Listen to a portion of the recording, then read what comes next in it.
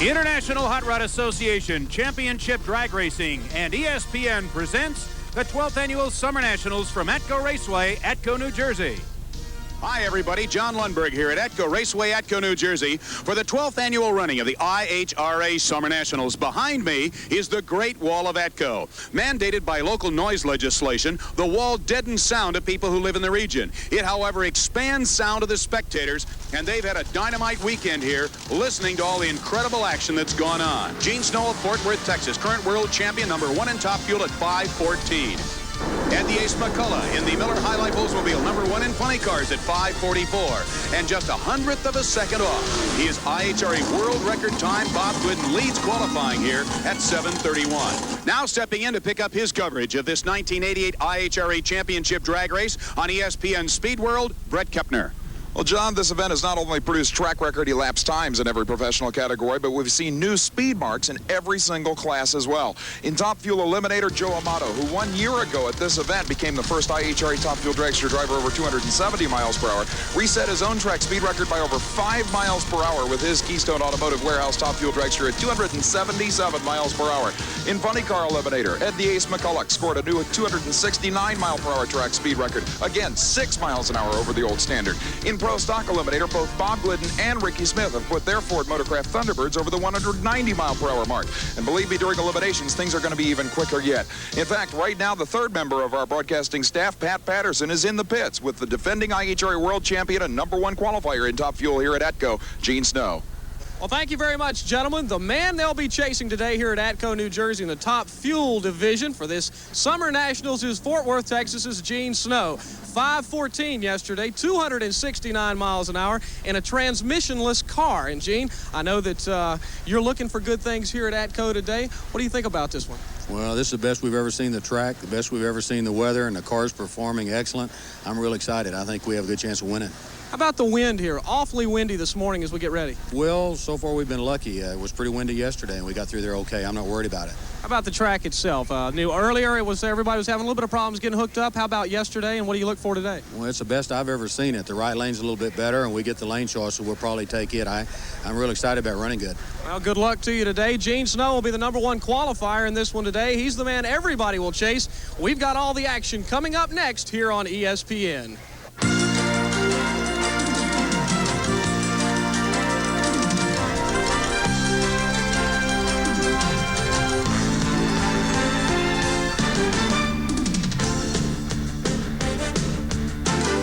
IHRA Championship Drag Racing is brought to you by Quaker State. The big Q stands for quality, always has, always will. By Motorcraft, quality parts for quality cars. And by Goodyear Eagle Tires. Goodyear, because there really is a difference. And by Budweiser, Beechwood Age. For all you do, this Bud's for you. The fans, the cars, the drivers, everybody is ready. And coming up on ESPN, Top Fuel drag racing action. John Lundberg at Atco Raceway, the second annual IHRA Summer Nationals with Brett Kepner and Pat Patterson.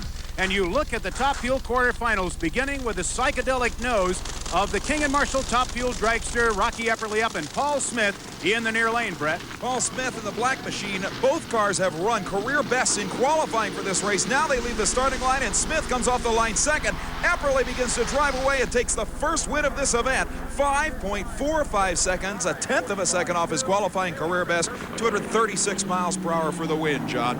Obviously, conditions are nearly perfect for drag racing here this afternoon. If Epperly can run a 5:45, John, we're going to see some numbers at this event.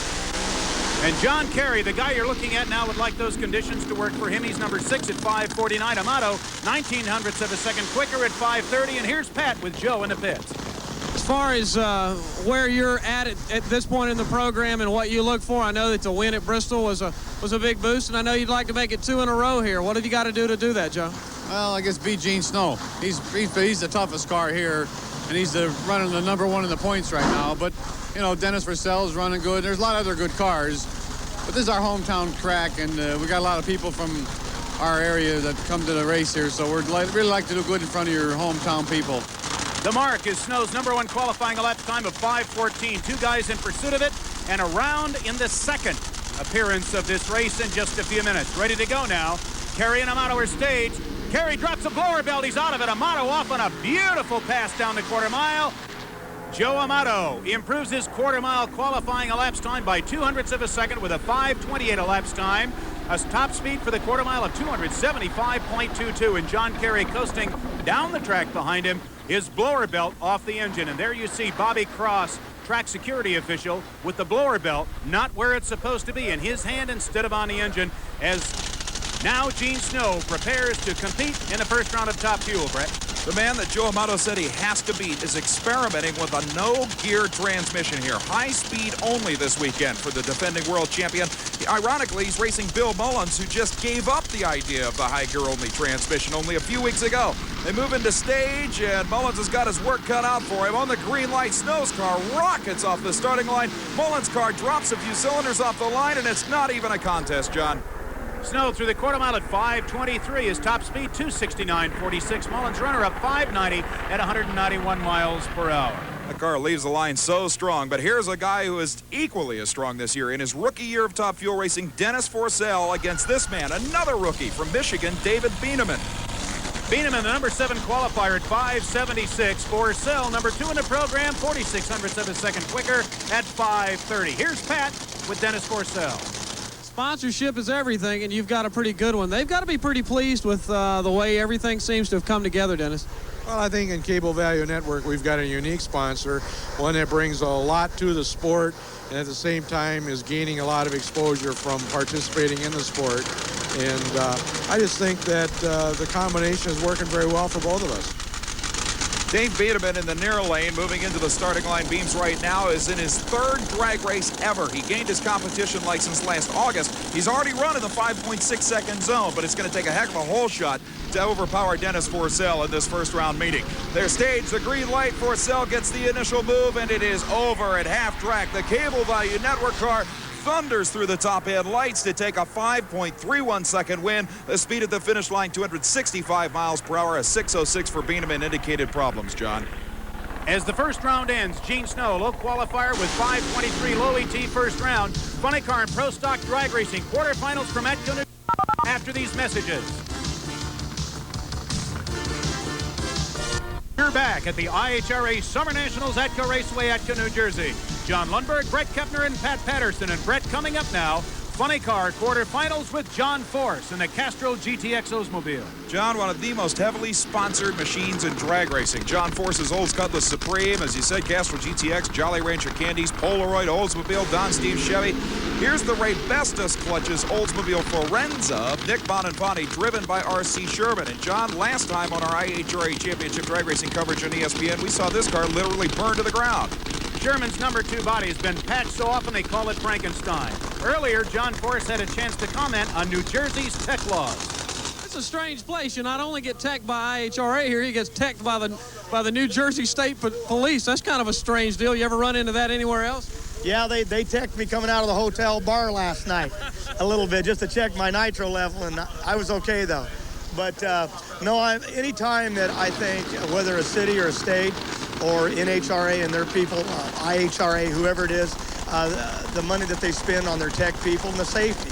I mean, that's what it's all about. If IHRA, just like the local police force, didn't keep a lid on everything, it could all get out of hand. So as much as for the safety of the spectator, I respect, what IHRA does, and Billy Myers with his new series that he has, the way they push the rules. And anytime the police will come in and keep an eye on us, you got a safe race, and you don't have a spectator getting run over, some young kid, by somebody on a motorcycle flying through the pits in a hurry. I'm very glad to see that. Force ran 5.46 seconds in qualifying. Sherman is going to have to come up with a major upset here to get to the semifinal round over the Castrol GTX Olds. They move into stage, waiting patiently for the countdown. Now Force is in. The tree goes to green. They leave the line, and Force is on a run. Sherman smokes the tires, but Force breaks something, and R.C. Sherman gets the biggest upset win of the event. A slight fire underneath John Force's car, nothing serious, but R.C. Sherman at 5.85 seconds, John, has just pulled off the upset of the event. Here's Pat with a dejected John Force. I know you don't like to speculate, but if you had to, what do you think might have happened? I don't really know. There was, I think the motor let go, let a rod go.